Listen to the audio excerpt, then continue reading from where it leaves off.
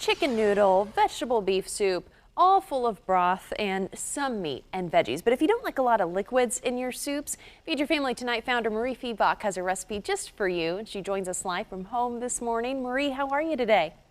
Oh, Allison, I'm doing so well. It's kind of weird thinking soup when it's going to be 70 degrees today, but it's November, so soup season is officially here, right? That's right. That's right. I've been making a ton of soup lately, and I'm really excited about this because I'm like the latter in what I just said. I love a soup with a ton of substance, and that sounds like what we're making today.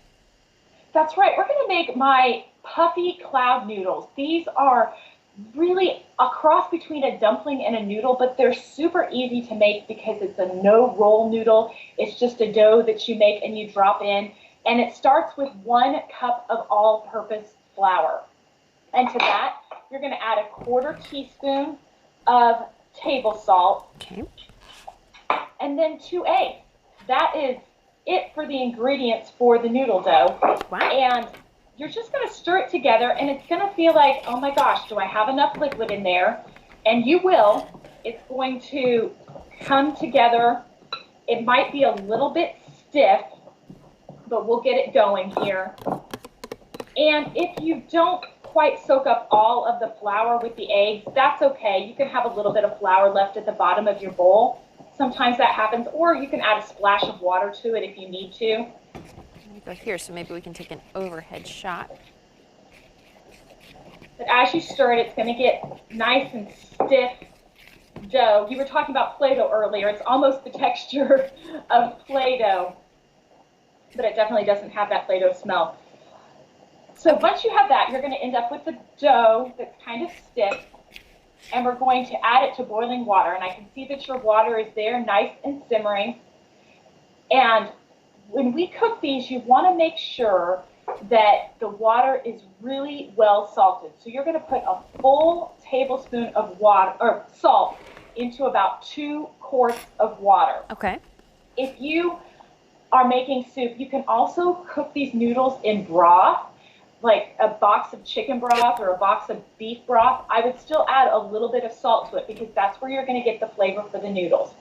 Now, all you're going to do to make these noodles is you're going to take your dough with, I usually use 2 forks, and you just drop it into the boiling water, and the dough is going to kind of sink to the bottom of the boiling water, and then as these noodles cook, it's going to float to the top, and you can do a test noodle. When you pull out a test noodle and you cut it in half, if it's dry on the inside, the noodle is cooked through. If it's still a little wet, then the noodle is done. And those are big. You might make them a little smaller, the next ones, Allison. Okay, you're kind of sending me back to my childhood, Marie. I didn't even think about it before this segment, but now that I've mixed this together and I can smell it, my dad always made a recipe called noodle soup, and it was this with like some milnut, some potatoes, and basically this, and it was just a super cheap but filling and delicious meal. And so this is just so funny that we're making this now because this is such a good base for a lot of different soups. Well, that's true. You can add this to chicken noodle soup. You can add it to, I'd like to use vegetable beef soup, or sometimes I'll make like my French dip sandwiches and I'll have a little bit of the extra broth and meat left, add a few veggies, and you end up with like a vegetable beef soup with these puffy noodles. Again, when they're cooked, you're going to pull them out, and they're going to be puffy and irregular shapes, kind of craggy. And another little thing is if you have leftovers of these noodles, I really emphasize store them separate from the regular soup because they will soak up every last bit of liquid even as they sit in the refrigerator, and then you'll have a dry soup, and you don't really want that. So if you have leftovers, store the noodles separately from the broth, and they reheat really well, but they're kind of a chewy texture. They're not as light as a dumpling. They definitely have more of the texture of a noodle that is chewy, and I find it totally irresistible. All right, do you think, I've been letting these cook maybe just a little over a minute, 2 minutes. How long did you say again? It takes about 3 or 4 minutes, but if they're floating, then they might be done. Okay. It kind of depends upon how well your water is boiling. But yeah, oh yeah, they look done right there. Absolutely, Allison. And I like to just pull them out of the boiling water with a slotted spoon, just like what you're doing there. They work really well. And again, you can see they only take minutes to make, and they're a nice little addition to your favorite soup. Delicious, so easy. And speaking of easy, we're heading into the holidays. I see you have there your holiday guide. This is something that I bought and utilized last year. So good for families of any size to start planning right now for the holidays. Can you tell us about that a little bit? Well, absolutely. You know, holidays are a time where there's a lot of stress and the overwhelm comes really quickly. And I've found that the easiest way to calm the stress is to get all of the ideas out of your head and put them on paper.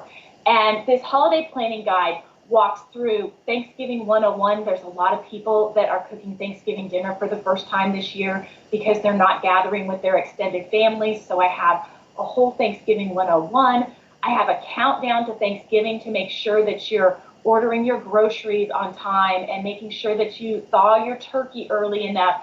All of the Thanksgiving planning, and then we get into Christmas, thinking about things like holiday cards, holiday donations, all of the gift giving where you can really get organized. And this year, I'm really emphasizing with people that you want to do your online shopping extra early. Supply chains for shipping are going to be extra busy this year. I was talking with someone at FedEx just the other day, and they said it's going to be harder to get things there by Christmas the later you shop. So if you're shopping online, use my gift giving guide to help you consolidate all of your shopping trips and shop as early as possible this year. Yeah, Marie, that is such good advice. And again, this is something that you can start doing right now. It's never too early to start planning, even for Christmas. So where can we get this guide?